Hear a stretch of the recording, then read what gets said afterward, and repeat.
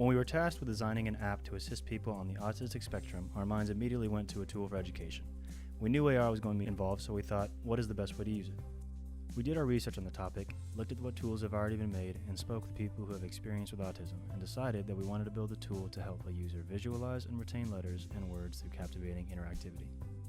What augmented reality allows us to do is to take something abstract like language and make it more tangible. AR blurs the line between the virtual and physical in a way no other medium can. In our implementation specifically, it can aid individuals who may struggle developmentally to form connections required to recognize letters and words in different contexts. The concept is to have a user interact with real-world letters through an AR camera view.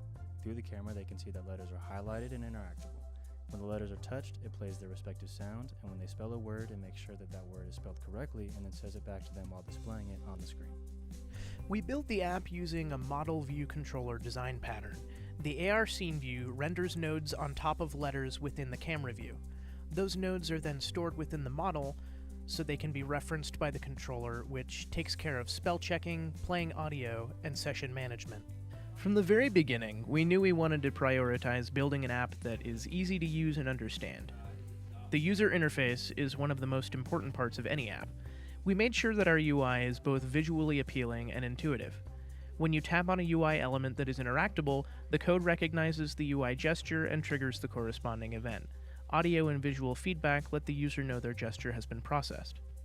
Working with augmented reality was new to all of us, but being in our program, you get used to working on things that you don't completely understand. The most difficult part about it was figuring out what we can and can't do with image detection. The image anchors were a bit finicky to code with, especially when trying to reference the image's data, but eventually we got it working, and it's pretty accurate. Apple's AR kit is very efficient, and as you can see, it tracks the images clearly. We did have one ongoing problem where the app would only track one image at a time. We tried a whole bunch of different solutions over a number of weeks with nothing to show for it. Finally, while we were looking through Apple's AR documentation for what seemed like the 100th time, we found the solution. The end product is fully functional and is able to recognize all 26 letters of the English alphabet. Even though the app is not yet capable of repeating back every word in the English language, we've done our best to set up the code to be adaptable, and adding new words would be very easy.